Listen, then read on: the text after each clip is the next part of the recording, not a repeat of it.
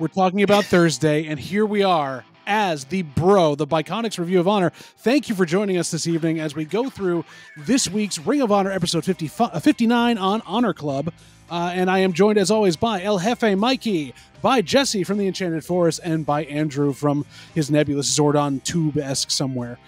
We also have myself, JVL. We are here to go through Ring of Honor match by match, give you our thoughts on each of those, overall look at the show as a whole, whether it was worthwhile watching, and just kind of give you some insight into how we watch wrestling and why we enjoy Ring of Honor or why we didn't enjoy this week's matches. If you haven't joined us before, thank you so much for being dragged here by your ankles by that Cthulhu-esque algorithm that got you here. We really appreciate it. If you're always been here with us, if you're one of the BC WrestlePod fam, we really enjoy that you're joining us again. We're sorry for this week's episode, but that's a whole different thing. We'll get into that later. Before we do, though, we have a little housekeeping to do. As always, if you haven't already, subscribe to the channel. Make sure you click that alert bell to make sure you get all of our announcements about all of our content all over the week. Make sure that you are following us on social media at BC WrestlePod, commenting there, commenting everywhere else, letting us know you're there and engaging with us. You can also find us on Patreon. We have a Patreon there which has some live watch-alongs, working on a couple other projects for it, had some good tier levels. Please join up. We would love to see some awesome people on there and have you enjoy even more content from us. And finally, most of the BC WrestlePod boys are going to be on the East Coast May 18th and 19th in New Jersey, Middletown Township for New Jersey WrestleFest or WrestleCon. We're going to be there tabling. We're going to be at the show on Saturday night, and we are going to be saying hello to as many people as possible, as well as leaving the table to get signed autographs from our faves. So please come see us, say hi, give some people a hug, and tell Mikey he needs to lay off all of us because he just needs to run it by himself. So, as we get along here, we are now jumping in, gentlemen, to Ring of Honor, so hands in. We're going to observe the Code of Honor, shaking hands, except for obviously Christopher Daniels, which is El Jefe. We jump in first to a promo, a video promo that shows the aftermath of Supercard of Honor as Mark Briscoe and Eddie Kingston are sitting there icing themselves down, drinking beer as Mark Briscoe continues to bleed out of his head because, you know, beer is a blood thinner and you probably should be drinking that with an open head wound. Still, kind of fun to see them be buddy-buddy in this respect. I thought it made them look kind of stupid. Especially when they were talking about the six-man tag against House of Black next. They said, and we like each other, and look what we did. Imagine what we'll do to you. This is the same promo Bryan Danielson cut on Ricky Starks for their strap match, and Bryan Danielson knows how to deliver a promo with intensity and passion and love behind it. This was just, I don't know. I thought, for a second, I thought I was watching an episode of SNL with Bob and Doug McKenzie, which is hilarious, but not what I wanted here. So, I have a question for you on this, Jesse. Did Bryan Danielson deliver that promo after having done a 35-minute match and bleeding from the head? Or did he have time to prepare it? That's what I'm asking. I don't know. You want to ask him? I don't know off the top of my head. I'll have to figure that out, because I feel like the part of this was taken apart was the fact that they had literally just, again, the thing that Professor hates the most, asking people to do a promo after they've just had a match, which is not the best time to do it anyways. But I understand your point. I mean, I kind of agree with both sides because I was into it at first when Briscoe started it. And then when Eddie started it, it sounds really weird to say, but he seemed too nice. Like, the way that he was delivering it, it was almost like he didn't believe what he was saying. So it just seemed like a soft promo for what they were trying to say. Maybe it was because they were trying to be friendly with each other or whatever. But I get what they're saying. You know, they did beat the crap out of each other. And, you know, it's that if we like each other and we're willing to do this to ourselves, what are we going to do to you? You might also question the logic of doing that to each other before you have to go face the three people that are in the House of Black. That's a fair point. Yeah. Because they're rough people too. But I think it's going to be a great six-man tag match between the three of them. This promo was all right, but it made it worse by the fact that the rest of the night was basically after Supercard of Honor promos. For the most part, definitely. I mean, There's your promo of the night. All right. well, here's the Match thing. of the night. For those of you who don't live on the internet, I saw all these promos we got tonight on Instagram. Yep. So therefore, I know. Which also explained a lot because there was some parts missing when I was watching other shows in the sphere of Ring of Honor and AEW this week. I was like, I feel like I'm missing something. And then when I went back, I was like, oh, there we go. Filling in the blanks right there. We're good. We'll talk about a certain one with a certain, Miss Mariah May later, because I have questions and I have some beef with the whole direction we're going to, but I'm going to save that. As far as this promo goes, again, I saw it on Instagram. I still feel the same way as I do now. It was fine. It's whatever. And then for me personally, I'm like, oh, this is going to set the tone for the rest of the night, isn't it? This is just the post Supercard of Honor episode where we're going to get probably all the promos that I saw already. And then, once we get into the wrestling, I'm like, oh, okay. Well, there we go. At least I wasn't disappointed. You're right, Mike.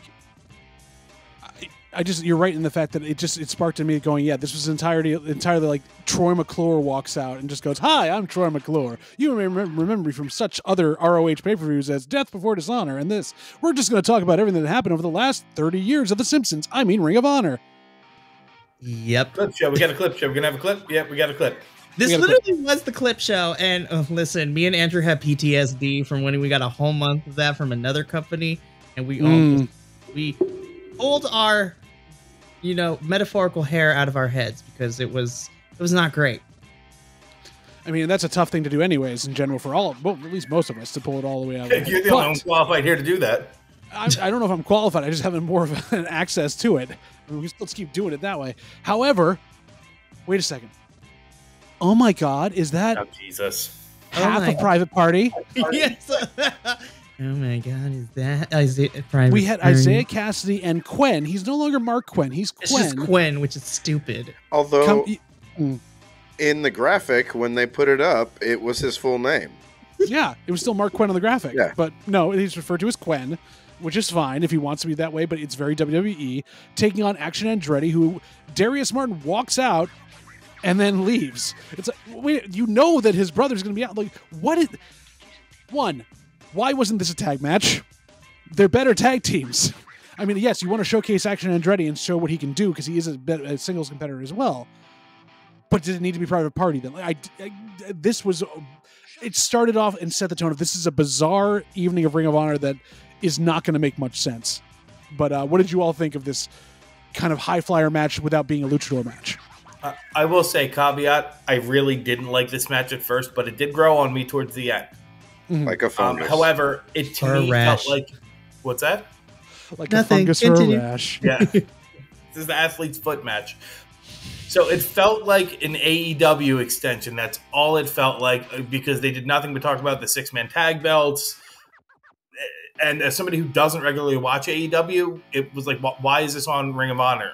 Why are we doing this? It didn't make sense to me as to having this as the only understanding was, oh, this is a filler match, and that's what we need here, is we need to get something on the card that's not just promos. Although, I will say, Isaiah's slingshot, hot shot that Riccaboni called a cutter, which to me I've always known as a hot shot when it goes over the rope like that. That was really nice. That was very well done. Did everyone love the Shades of Evan Bourne RKO moment in the middle of the ring? Yeah, that was pretty good too. I agree too. The whole half a top flight coming out and then not staying out there, especially when you then talk about the 6-man tag match or 6-man titles for Ring of Honor. It's like, if they're going to be this 6-man stable, then they should all be out there together, especially when the other person comes out with their tag partner and that partner gets involved. It was... I felt like this match was a lot of flash and not a lot of substance. I felt like you could see both guys prepping for the next move, basically just dismissing what they had just done before. So it was like, we're just going to hurry up and get to the next thing, and so it meant we were never got a chance to really appreciate, and they were never really invested in what they had just done. And so... Okay. Sometimes that can work, but when they're clearly telegraphing it before they've even finished the move prior, it's distracting. So I completely agree with you there. Yeah, it just didn't do it for me. Both these guys I know are really good. I would have rather seen Private Party versus Top Flight or some other trios against Andretti and Top Flight together. Like, if we're going to continue that story, let's do that. So yeah, I wasn't really impressed with the beginning. I've got a vote to rename. When it's all three of them, it's top flight. When it's two of them, it's mid flight. When it's only one, it's low flight. Oy.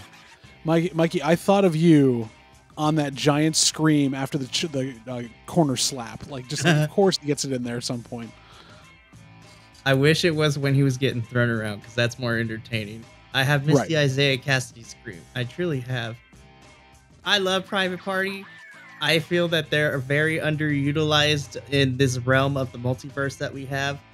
The fact that they have yet to be tag team champions within this company's, lifespan boggles my mind. But we're in Ring of Honor. I don't want to talk about anything else because there's a certain tag match at Dynasty that I'm about to. Why? Anyways, I was underwhelmed with this match. I thought it was okay. I know both of them individually have done a lot better. And I agree. I feel like we could have just had a tag match with Private Party and pick anybody else on the roster. Like, you could have, if we wanted to, Private Party versus Infantry. I know they just came off of, Supercard of Honor, or Private Party versus the Outrunners, Private Party versus the Iron Savages. You literally have a tag team roster.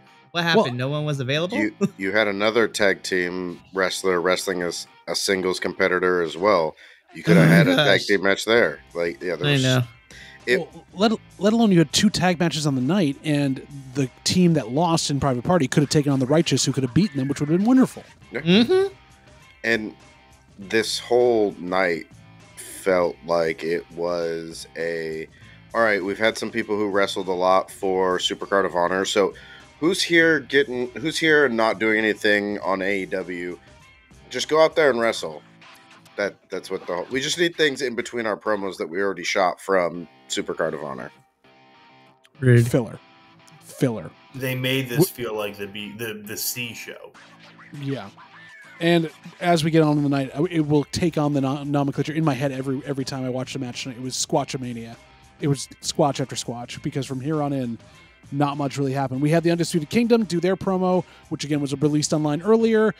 I love that Wardlow's in it and saying, no, I'm fine. He's so checked out from this entire storyline, it's not even funny. It's not helping the actual Undisputed Kingdom. Bored. He was bored. And I would be too if you stopped and start my momentum on multiple occasions. I'm not blaming him. I'm just observing the fact. Yeah. I mean, I just didn't care about what they were talking about. I just, if you care so much about these titles, can they just stay there and defend those titles then? Like, do something more than just randomly show up for this big pay-per-view? And could they telegraph any harder that Wardlow is going to turn on them? I mean, jeez. Yeah, I was just like, Undisputed Kingdom, I like you, Matt Taven, and I like you, Mike Bennett, but I'm not believing anything you're saying.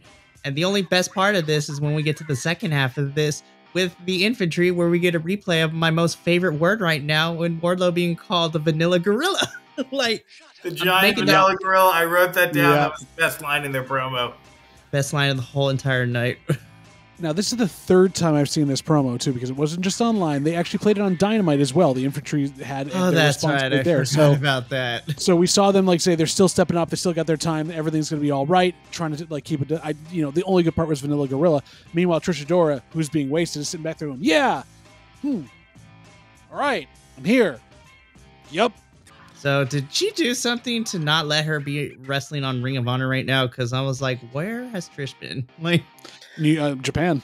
That's fair. At least she's having baller matches over there. I hope that what we're going to get after we move a little bit away from Supercard of Honor is we're going to get back into what we did have with Ring of Honor, and now that we have 2 women's titles, is we will see more of that, because that's what's been keeping us going through all this. Right. I've got quite a statement to make on that towards the end tonight. Okay. I bet you do. Can we then just quickly transition to the first squatch of the night as we go into Shane Taylor Promotions taking on, Kaz Jordan and Julian Ward? Australian takeover. Yeah. Again, glad they were a team together. Glad it was a team and not just 2 random jobbers thrown together. But it just didn't click. There was a couple good hot tags. Again, this is the thing it was tonight. It wasn't just a squash.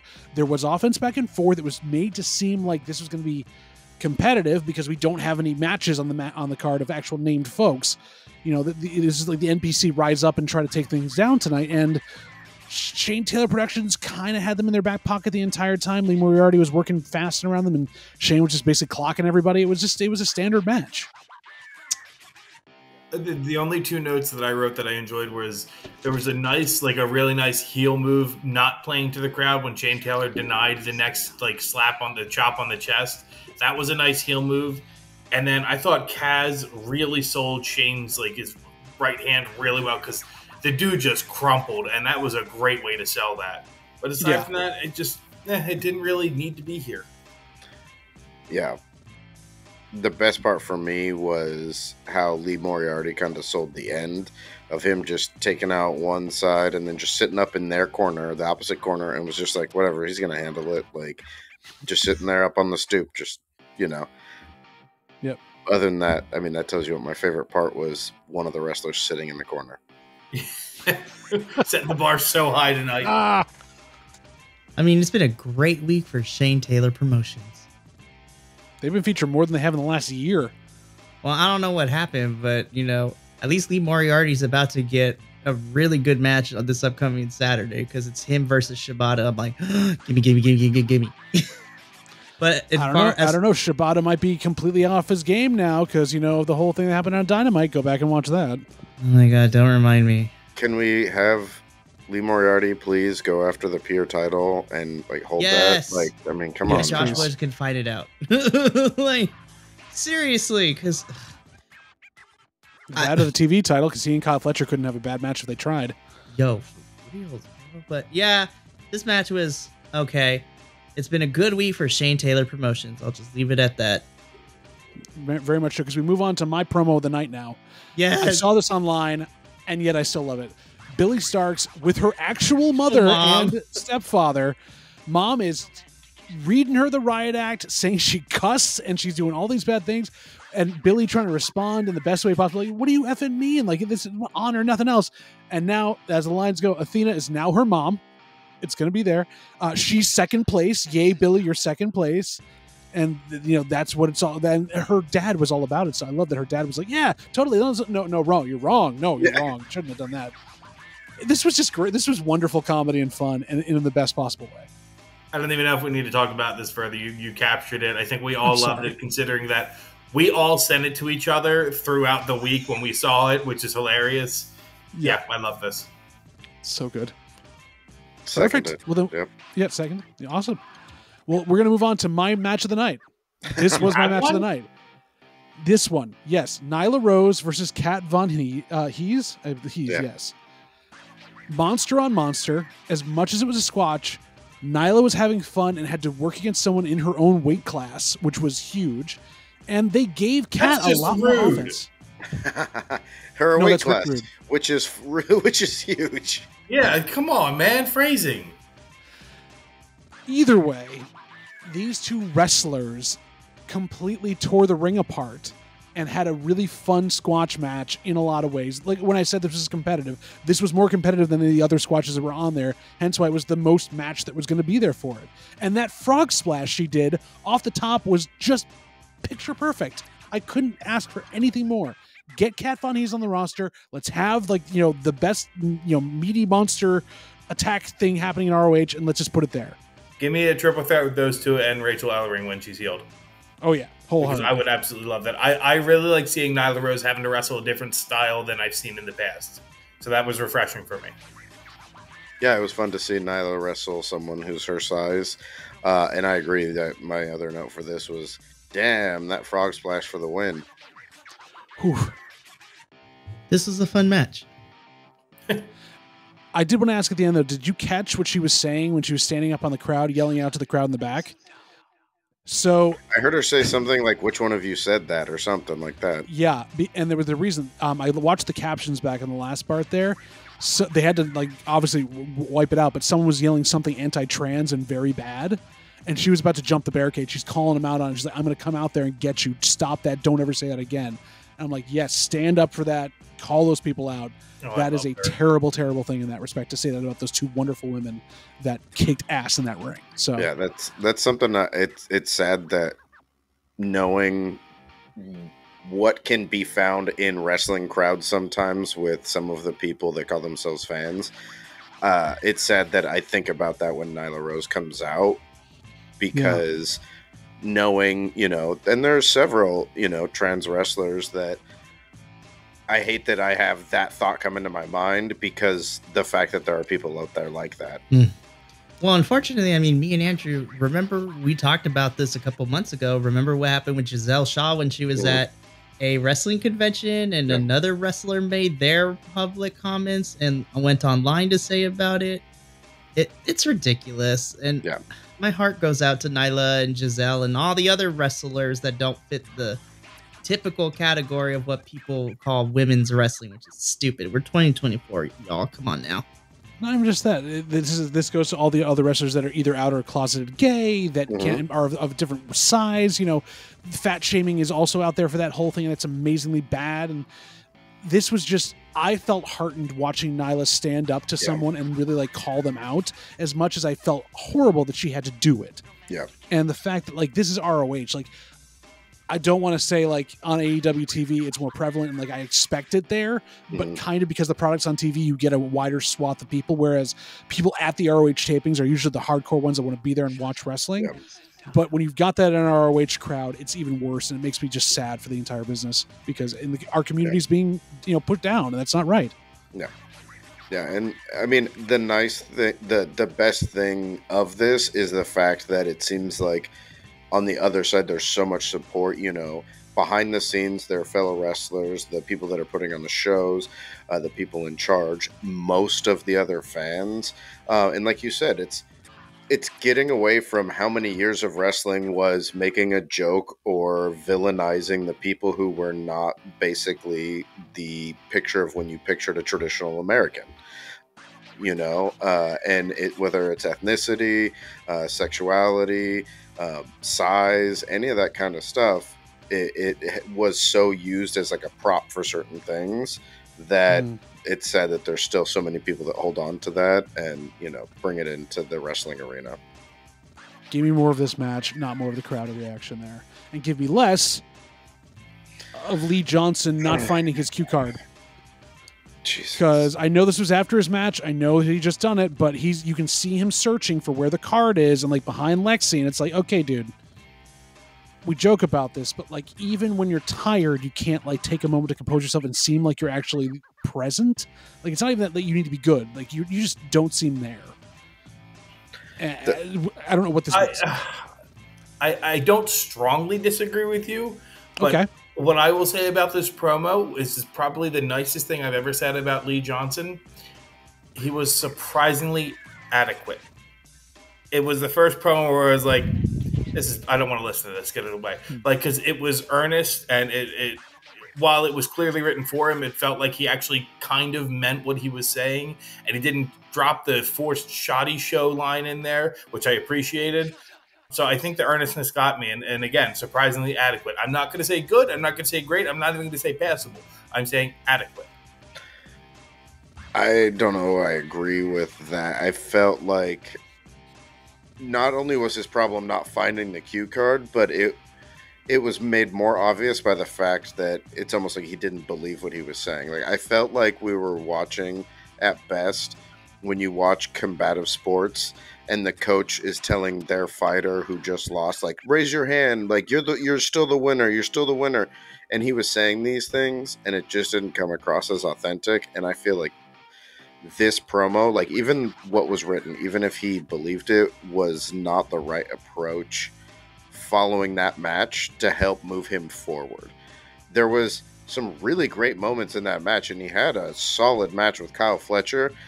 And this could have been the chance to really turn Lee Johnson, show how tough he was, show that he's still ready to fight, like have him come out with like that mentality of like, I still fought, someone like Kyle Fletcher and I'm here. I'm not going anywhere. Like, I don't care that I lost because you're not keeping me down.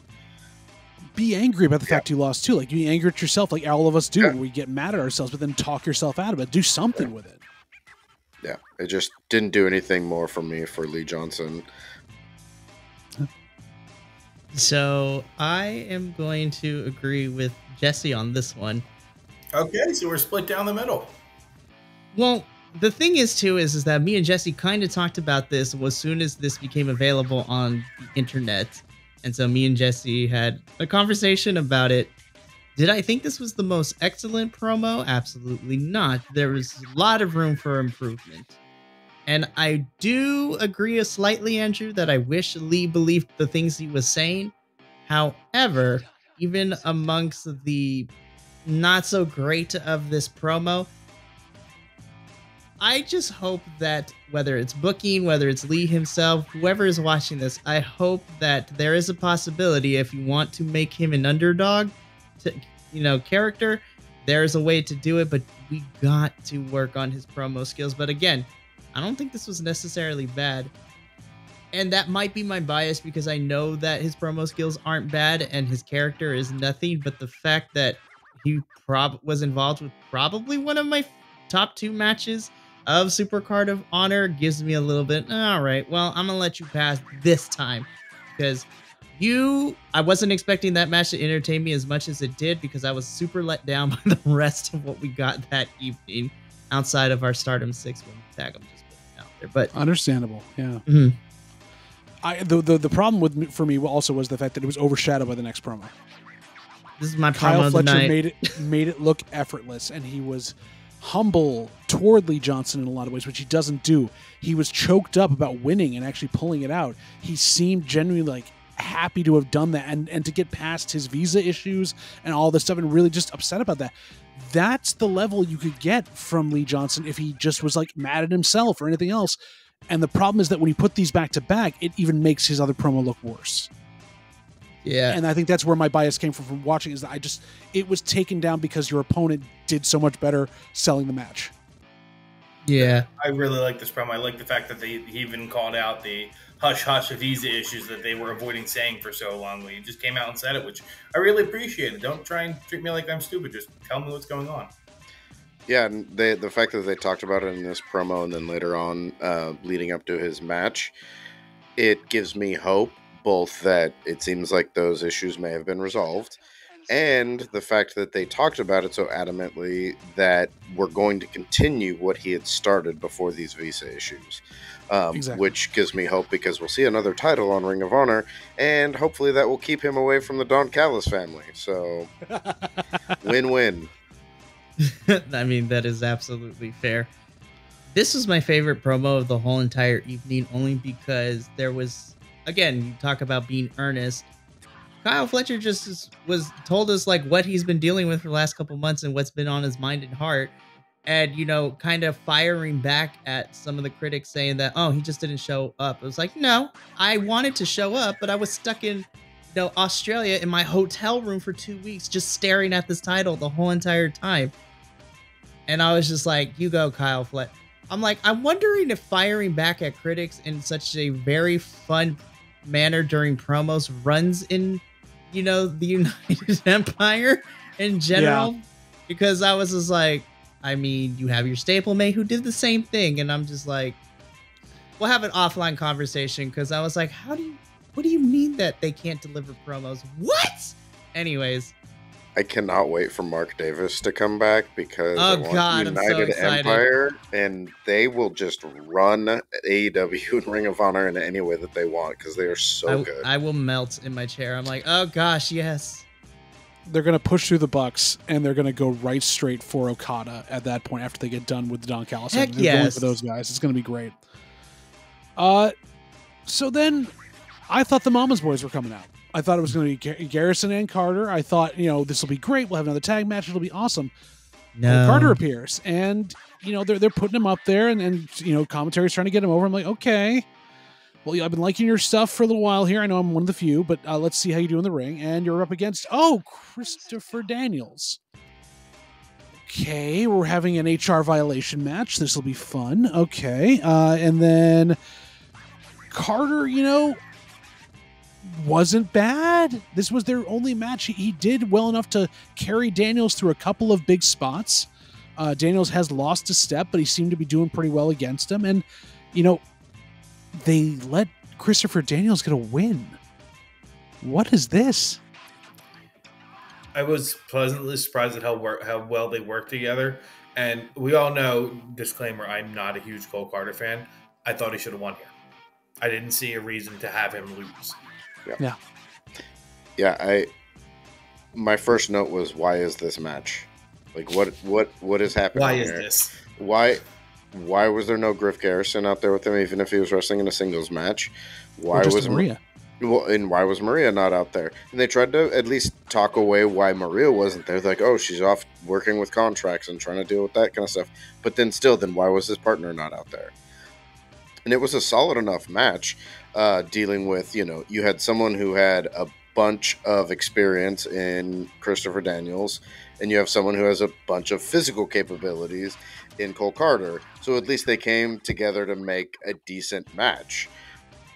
But what did it serve? Like, what was the point of this? I don't necessarily want to see more Christopher Daniels because I worry more and more every time I see him. And Cole Carter needs to be wrestling in part of his tag team because that's what they've been building up, and he's been doing the best, and it's been serving him and Ring of Honor the best. I mean, you guys pretty much said everything I was going to say.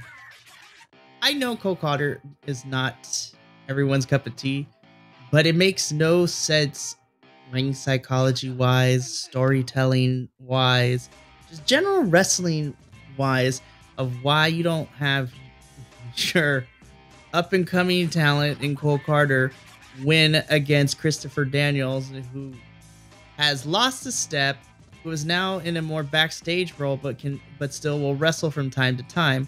It doesn't give anything to Carter's stock for losing like this. I mean, it makes no sense for him to win. And let me be very generous when I say this. Him and Griff won, but you put them on 0 Hour, and he's on a weekly episode of Ring of Honor, just literally days removed from Supercard of Honor, and you have him lose to Christopher Daniels? Just make it make sense, Ring of Honor. ROH, make it make sense. There is no way to make it make sense. This has been a week of like the AEW products not making sense whatsoever. But in a way, the next match also didn't make sense in the best possible way for me. We had the Righteous taking on the jobber team of Bryce Donovan and Chico Adams. And what's up, Mikey? You didn't want to talk about the Dalton Castle promo? You skipped over Dalton. I did. I flipped my paper. I'm sorry about that. How dare you? How did I do that? Please don't hurt me, Rude. Dalton. I love you. I love you so much. One, the video package setting up, I forgot how brutal that bangerang was on the tax. Like, that was a ridiculous bump that Johnny TV should never take. I'm glad he didn't get his face in it, but that's beside the point. Dalton basically turning a nothing promo into a giant love fest and almost like a mummers parade was just hysterical to me. What's his name? He's got 3 names. Paul Walter Hauser. I think some of his lines in it were great. Yeah, he sent me a text, come hang out with me and a bunch of boys, and I had to delete that immediately in case it got any worse from there. I thought it's interesting sometimes how, I mean, I've seen him in many movies, really good actor, but it's funny how many times actors outside of the world of wrestling come into the world of wrestling and can seem so very awkward. Up until it got to the cell phone, text message, things like that. And even when he was in the match at Supercard of Honor, there was just a lot of stuff that felt really awkward. Like, he wasn't sure what he was doing, or he was trying too hard. Like, I think it was the pacing. His pacing was so much slower than like everything else that it just felt off from everything that was happening. But it was fun, and Lexi's reaction at the end was the best part. I mean, are they all orphans? We can't talk I about feel that. like they're all orphans. Oh, I thought this was entertaining, but yeah, the pacing was off a little bit. But yeah, Lexi for me killed it. It's like, are they orphan boys? We can't talk about it. I want to see where Dalton goes next. I want to see whether because he was hinting at championship. Is he going to go after Kyle Fletcher? Is he going after, Briscoe? This could be fun. This could be something interesting. He's definitely not going after a tag title because he has no more boys. Unless he pairs up with Jack Cartwheel. I'm here for Jack and Dalton. Cartwheel Castle. Cartwheel Castle. There we go, Andrew. Me and you are on the same wavelength. Cartwheel Castle sounds like a 90s puppet show on Nickelodeon that you would watch. I mean, come on now. That sounds like a pretty dope, scenario for the two of them. Let's Love go. It. Love it. Now we jump to the Righteous versus Bryce Donovan and Chico Adams. And I'll just give two things here that I noticed before I want to get to this, because I thought of Jesse right away. Not only because it's the Righteous, which is one of your favorites, but Vincent is using more and more Bray Wyatt style offense in his stuff. The flying shoulder, arm tackle spin-off thing, a couple of other things he did. I was like, this is homage in the best possible way. And now I can use these moves because I can. But the pin breakup that Chico did got me. I was like, this is the end of the Squatch. The Squatch is done. And they broke the pin up and the match went on. I was like, I'm invested now. What is this? Why am I on board with this? How did you all feel? Well, I thought... Go ahead, Jesse. No, you, Mikey. I always talk first. It's your turn. Okay. You probably enjoyed it, JVL, because look what happens when you actually give matches time and not cut them down to 6 or 7 minutes. Who knew? I mean, look, I love seeing the Righteous anytime they're in action. I thought this was probably one of the better Squatch matches we got this evening, because you actually made me care, and I was like, oh my gosh. You are actually giving this match some time. Cool. All right. There we go. Look, I am not very hard to please in terms of my wrestling. Just give me a good competitive bout that is not less than 7 minutes, and then we're good. That was my biggest issue with this whole entire episode, is that before I got invested in what I was watching, it was over in a blink and an eye. Rude. Mikey, you're going to hate WWE Speed then. But see, it makes sense given with who the participants have been so far in Speed. On Speed. I liked the swerve at the Code of Honor where Vincent shook their hands and then swiftly moved out of the way to set them up for that double clothesline, the double Dutch, as they called it. We got so a successful dad joke in there. So it was also interesting because I think the thing that made this match kind of exciting was Donovan got a good amount of offense in there. They talked about his size. He got to do some work with the Righteous. It kind of made me think of what we've seen from London Lightning recently. Even when he's been losing, he's been doing really well. And it almost feels like they're like, these are some people we think have some potential that we're going to use for something, but they're not yet ready to be main players. So it'll be interesting to see what they do with it. But yeah, at least there was some excitement to it. Dutch's overhand chop was so loud. I loved it, but it was brutal. I will say Bryce Donovan had a hell of a hot tag. That was one of the best hot tag sequences I've seen in a very, very long time. It was an enhancement match, but it was an enhancement match done really well. And I like that Vincent's also starting to play to the cameras more, too, because he was staring right down the hard cam after he hit the Orange Sunshine for the pin. So I love this. Such a good match. And to go on your tangent with London Lightning there, too, I could see both of them actually doing really well as another new tag team in Ring of Honor, but they'd have to be Bryce Lightning, because London Donovan sounds like a bad 70s here with a cheesy mustache. If they're Bryce Lightning, though, can they do it in the font of Greased Lightning? Yes. Absolutely. Yes. They can even come after that song. In a car. Go, yes. Bryce Lightning, go. I feel like I'm the dumb one here, so sorry to go on a small little tangent. You guys Did John do that to you again? No, you guys made him British. Isn't his name Landon, not London? No, it's definitely London. It's London Lightning. London Lightning. I hate you guys. I'll look it up now. I have never felt more gaslit than I do in this moment. If you go by his other ring name, it's Jim Bro. Yeah, it's true. Oh, I thought it was John Cruz, but it wasn't. It's Buckingham Lightning. Like the fountain. But moving away from our London-themed things here, we had another really interesting squash match here. Anna Jay is coming out. She's been working very hard the last couple of weeks, been on a lot of different matches, taking on LMK, and we got to see her fight a comedy wrestler for the first time. I've never seen Anna Jay really work a comedy match, which was really interesting. Mikey is not happy here. I don't know what's going on here. Mikey is not on board with this, but I don't think Mike I had and a good time agree watching about this yeah. for a little bit. All right, well, let's hear about it then. I want to preface by saying that the match itself was fine for me. But my biggest issue with this whole entire thing, but that's because I watched the other multiverse of madness of where Anna Jay has been in the last couple of weeks. And she has been officially lost in the multiverse because she is lost in the shuffle. I would like to see her be a mainstay on Ring of Honor because I think she could be utilized very well here. My biggest issue is how we keep booking Anna Jay to have these quick matches, and then half the time, I mean, technically she won this one, but she's been on the losing end for the last 2 months or so, and we don't seem to know how to utilize her. It just, try not to curse. I am so Hey, you're peeved yelling, that's my and thing. skeeved and very upset. I'm like, what the flip is this? Yeah, I enjoyed this match for what it was. It was basically a squash match, but I think the thing that made it extra enjoyable in the squash fashion was LMK. Not that I believe she is another iteration of, but she gave me some very strong John Cruz vibes.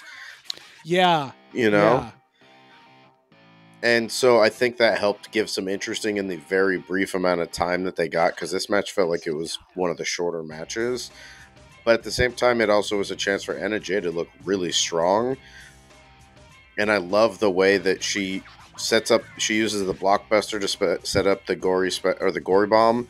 And then when she does it, she bends all the way forward to really get a nice slingshot into it. So I thought that was some cool moments. And LMK was super entertaining as well. I didn't like this match. It was a squash. I didn't need it. I was happy to see some women's wrestling, but it didn't have to be this. And the blockbuster, it scared the shit out of me because of how sloppy it was. I thought somebody was going to wind up getting hurt. I can understand that from that point. I mean, we were close to a botch on that, which was a little scary there as well.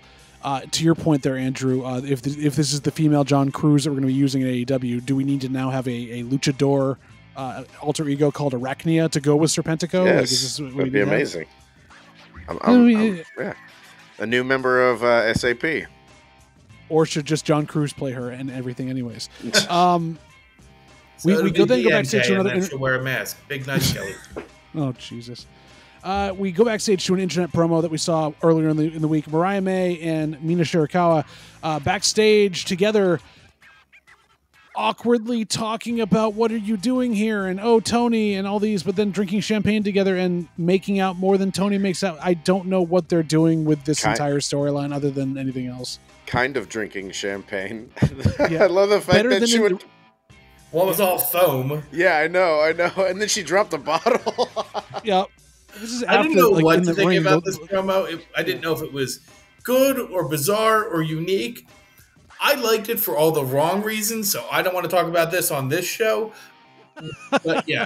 Catch that on our Patreon. Yes. Jesse talks about all the different innuendo that he enjoys in this type of thing. Yeah. I didn't It's know... like Mikey's just like warming up here. I didn't know if... Not having seen what they did in Stardom, I didn't know if this like tied into, and not watching most of AEW, I was like, is this connected to like who they were when they were a tag team, you know, a la like the Golden Lovers? You know, was this something like that where there was like story things playing into it? Was there something going on with Mariah May and Toni Storm and this was playing into that? Or was this just a, let's just have the two ladies kiss on TV kind of a thing? Monkey, fill us in. So, I hated this promo. I hated it. I hated it. I hate it with a passion. So let me fill you in. So, the thing that's is... another thing on Patreon as well. My biggest issue with this is this kind of thing. There is a little bit of history there between these two, but you have to take a we got to dive deep with it. You have to take it through the lens in which we're viewing this, because the way that this kind of storyline viewed in an Eastern culture lens versus the Western culture lens is completely two different things.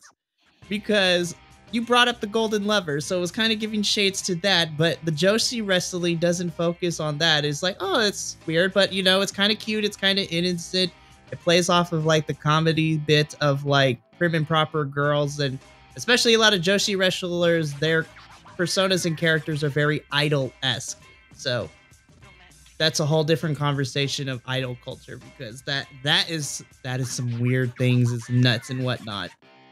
My biggest issue with this is that the internet and wrestling fans took this and also what we got paired with, you know, what we got on Dynamite between these two. They take it in the way that only Western wrestling fans do.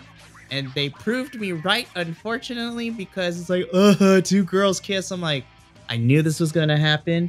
I knew this was going to happen. And it sure did. And there's where the majority of my frustration comes with this, because, at least to my knowledge, I'm not entirely sure of what Mariah May's orientation is, and it is not my place to speculate or to judge, because it is 2024. However, they knew what they were doing, and to me, this form of storytelling is at the bottom of my totem pole, because this is cheap as hell in terms of, you know, getting a reaction to it. I think it's disrespectful to both women involved in this, and it is lowering the standard that women's wrestling has grown over the last couple of years back to the, you know, bra and panty matches of, you know, years ago. And that is where my frustration lies with this whole entire thing. And that is why I hated this promo, and I hated what happened on Dynamite too, because you are servicing the base level of wrestling fans. And I try to be open-minded as much as I can, but I can't with this one. This is, oh, I'm so mad. And rightfully so. It is degrading in that respect, especially even if they know what's going on and they're doing it on purpose. It's what AEW in general has been doing is punching down. They're not being smart about this. And, you know, they've been doing it with Toni Storm since the kiss with Saraya during the title match. Like, it's just been going since then. So I want to be hopeful that they have a reason for this, that it's going to turn into something. I doubt it's going to, and I hope this resolves itself rather quickly. Kind of like the squash match we had coming after that, which was Zack Knight versus Alvin Alvarez. Holy cow, you want to see two men beat the living crap out of each other. You forgot about Josh Woods. I did not forget about Josh Woods. I'm sorry. I am skipping over a video promo that we've seen 4 times, and it doesn't matter to me. I'm sorry. Yes, Jesse. It was new to me. It was also new to me. Then go ahead and react to it. I am abstaining from reacting to this because I'm sick of Mark Sterling. I mean, you're not exactly wrong. It was a very well done video package, but it kind of had the opposite effect of what it was shooting for, because it just made me question, why has he been wasted for so long? That's all. I wanted to make sure I got that in there. I enjoyed watching the physicality that Josh was, but that also brings me to the same thing as Jesse. Where has he been? And why has he not been in Ring of Honor? Like, what are we doing? Anyways, now let's continue. All right, Alvin Alvarez versus Zack Knight. At least Zack is competent in this match, and he wasn't presented as a slobbering idiot. Yeah, I really like Zack Knight in Ring of Honor. Let's just keep him there and have him go after everybody. Well, and continue to soak up the booze. My God, the man came out to a cheers and left with booze. It was great. Alvin Alvarez showed a lot of heart in this match, and the crowd was clearly behind him. That spear in the beginning was rough, but I think it added some credence to the match itself, and this was my match of the night. Nothing to take away from Nyla Rose, and I know it was still a squash or enhancement match, but this was my match of the night. I agree with Jesse, too. This is also my match of the night. For a variety of different reasons. I agree with Andrew in the sense that Ring of Honor Zack is so much more competent and makes me like him, even if he is getting booed more so than what he's been presented on Rampage. Though it seems that they have been rectifying the situation. Look, I'm still looking forward to Cool Hand Ange and Zack Knight fighting it out on Rampage this week. Like, me and Adolfo are all about the stupidity of the story that has been behind this whole thing. But since being in the AEW version of the cinematic universe, Zack has been presented as literally a dumb caveman base level barbarian who just screams and slobbers more than a pit bull does all the time. But when you allow him just to be the British bruiserweight that he has been presented as on Ring of Honor, it Pete makes... Dunware. I know, right? I heard bruiserweight and I turned around. Yep. But it makes me like Zack more in Ring of Honor because at least he's presented in a way where he's not babbling like an idiot on television and make... There's a questionable sibling dynamic now that I have thanks to the presentation of him between him and Saraya, and is doing neither one of those two any justice. And I blame booking because it has not been great. But yeah, this was fun. This was my match of the night. This was fantastic. I enjoyed it. It's almost like if you played a wrestler's strengths instead of trying to shoehorn him into a character, he does better. Crazy. Who knew? Weird. All right. We had one more match on the card, and I was kind of sitting here going, okay, are we going to have a big match? What's going on here? Are we going to have a match? It'd be nice to have tonight. We have Kyle Fletcher, doing a proving ground match. Okay, that's already on shaky ground. And his opponent doesn't get an entrance. And even though it's Rhett Titus, who is an ROH original and has shown that he can hang with everybody, he's actually really good. This was a squash from minute one. And yet, at the same time, this match again proved that Kyle Fletcher is in that Ospreay mold. He can get a good match out of anybody, even if it's not a good match to watch overall. He can work with anyone. And I just wondered why this was the main event.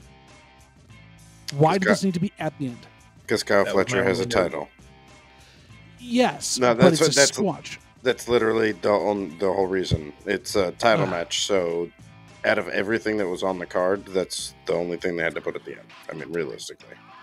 I guess so, because there was no real match there. You couldn't stick Cole Carter and Christopher Danielson at the end, even though that was the only match with two entrances. I don't know. What did you all feel about this one? I don't know why we had it. I don't know why we needed the main event. Or why we had this as the main event. But to Andrew's point, there really wasn't a main event. This was all, the amount of matches we had was outweighed by the amount of promos we had, and all the matches were lower mid-card matches. Exactly. This was the filler show. Mikey, how'd you feel about this? Okay. I agree with Andrew. The really real reason we only had it is because Kyle Fletcher has the title. I'm going to say my thoughts when we give our final ratings for this because I will have more to say on this, but it just makes me sad. Kyle Fletcher deserves better. And as someone who has followed the ROH career of Rhett Titus and his tag team partner, Hot Sauce Tracy Williams, I know how both of them are really, really good in the ring. But I was indifferent with this match, and for me personally, that is the worst type of feeling that I can have when I'm watching a match. I didn't love it. I didn't hate it. I was just very indifferent about it. And to me, that is the worst feeling for any wrestling fan to feel about a match, is just be indifferent. You are neither one way or the other on the spectrum of how much you enjoyed the match. And that made me sad because I like both of these individuals, but I just did not care about this match. I was so indifferent to it. My cornflakes that I was eating was more interesting than what I watched on my screen. It was like white noise in motion. Yeah. This whole night was like a night of just why. It just kind of made me sad, especially coming out of what Supercard of Honor could have been and how it just made me feel after watching it. And then coming into this night just felt like things were slapdash together, and it bums me out because Ring of Honor has shown us some really quality stuff, and I feel like this was a prime showing of how Ring of Honor is really treated. I I think really the only way to get past this is to really have Ring of Honor be treated like a true independent, like a true full-fledged show. Because right now, it's getting less than some of the other. I don't even know what's currently running in WWE as far as their like velocities and heat and all those, like the things that you don't see but you throw together as a show that you can watch on some website somewhere. Main event and speed, yeah. Yeah. Main events. I wouldn't even put. I was gonna say level up, but level up sometimes is actually really good. But even there, like it's basically your dark matches. Like Ring of Honor is AEW Dark and AEW Dark Elevation, but treated with less respect a lot of the time. Yeah, it's basically those with titles.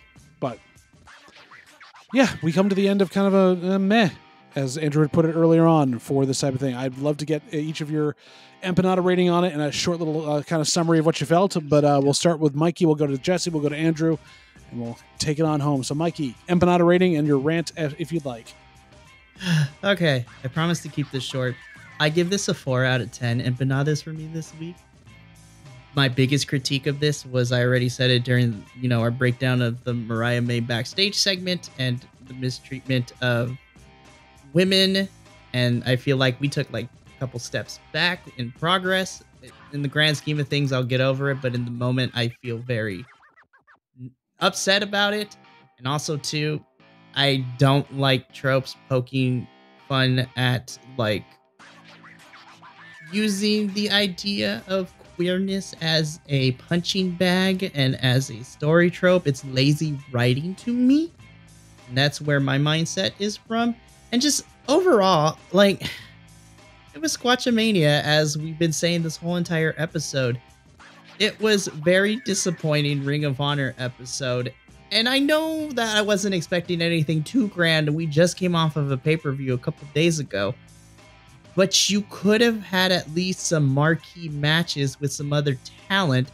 And it just felt like, all right, so who's not hurt? Who's not injured? Who's not out doing other independent shows within the area? All right, so y'all are going to have some matches.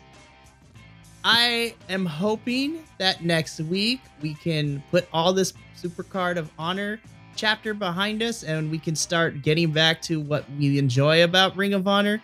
And even though we have months to build to this, hopefully we start seeing things that are going to lead up to Death Before Dishonor this summer. So that's what I want to see. 4 out of 10 for me. Jesse? This was a 3.5 for me. I wanted to mark it an adequate show, but the more I reflect on it, the more I go back, the more I talk with you lovely gentlemen, it's just, in the whole pantheon of Ring of Honor, if this episode gets lost or deleted and the file's corrupted and we can't get it back, is anyone going to be sad? 25% of the matches were women's matches. 22% of the promos were women's promos. They're burying their women again. In the shadows of Ring of Honor, a truth festers. A truth of untold potential denied. Of warriors silenced. Where are the queens of the squared circle? The fierce Valkyries that are on that roster? Their voices lost amidst the roar and cacophony of men. But with the three of you, 4 of us, together we shall lift them from obscurity into the glorious spotlight where they belong. I'm sure the 3 of you are on board with that.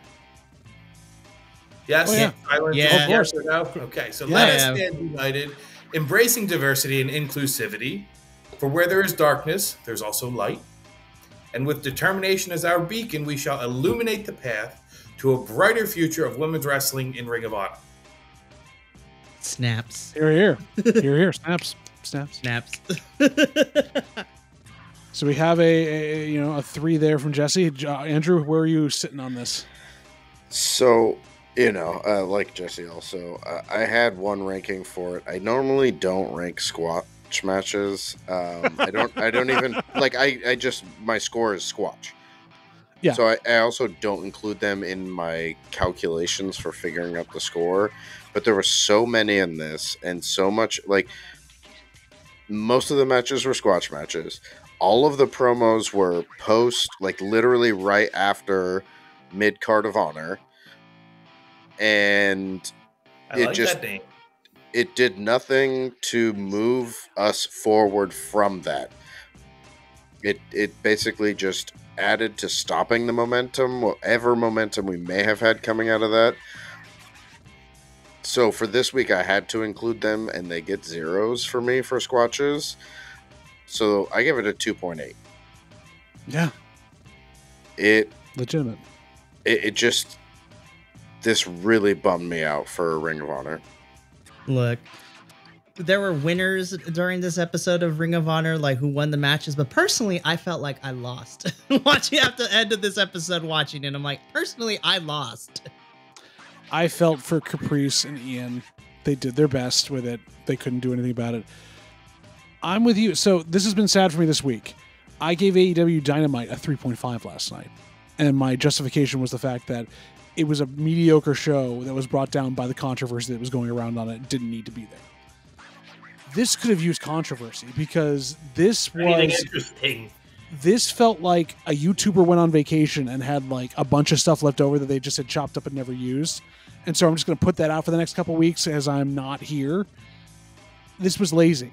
This was a lazy show that was put together by matches that didn't make it anywhere else. Let's just get them all this thing we wasted time taping and sit up there. This is a 2.5.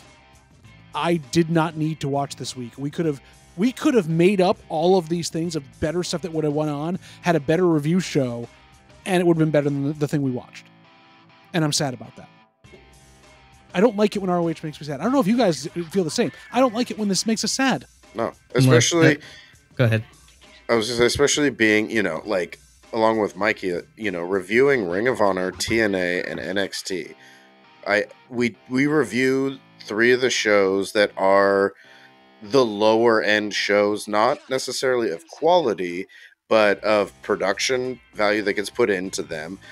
They usually work with a talent that gets treated lower, and they often are working with newer, younger talent or talent that's from other places. I am very supportive of what they do because I see the greatness that they can do so often that it just bums me out when they get disrespected and they get treated like this. And to what Jesse was saying, I didn't have enough investment or recognition of what was happening to realize how little people were getting used or anything like that, because it just felt like across the board, everything just got crapped on this week. Yeah. So we've come to the end. We watched the Ring of Honor together, and you know what? The best part about it for me was that you 3 gentlemen were here tonight to talk about it. I enjoyed having you here, doing that with you. I'm putting my hand in for the Code of Honor. Thank you for a wonderful thing across this, and thank you for joining us on this part. We hope that this was informative for you. Perhaps you can watch this instead of watching the show. And just remember, stay part of the BC Wrestling fam. Join us via that algorithm. Be here with us because we're all Bi-Conic here. Mikey, Jesse, Andrew, myself, you. We're Bi-Conic. And we'll see you in the next video.